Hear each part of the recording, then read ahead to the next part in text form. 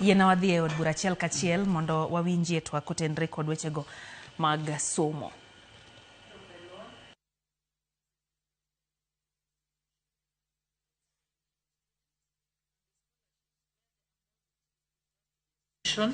The trainee or student where the trainee or student is admitted, funding review and the loan repayment process, which includes recovery of loans from loanees domiciled outside Kenya.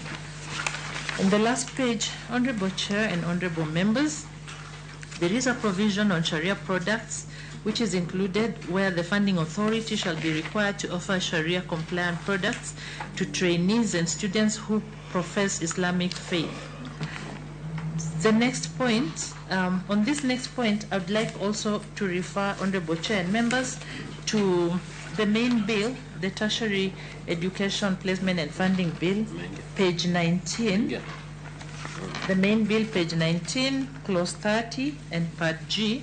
And here we say proposes establishment of a tertiary education savings scheme to help with data resource mobilization.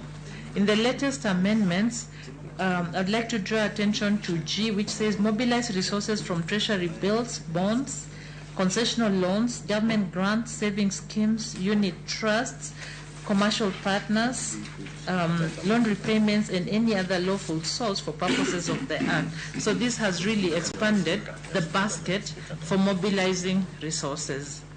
And second but not least, data management directs the placement service and the funding authority to manage data through collection, collation, analysis, reporting, storage, sharing, retrieval, and archiving of information related to trainees and students placed, and funding including those enrolled in tertiary institutions outside Kenya, and career guidance. Dispute resolution. Persons aggrieved by the decision of the placement service and the funding authority shall appeal to the Education Appeals Tribunal. I submit, Honorable Chair, Honorable Members. Thank you. Thank you very much. Tivet, are you ready? On the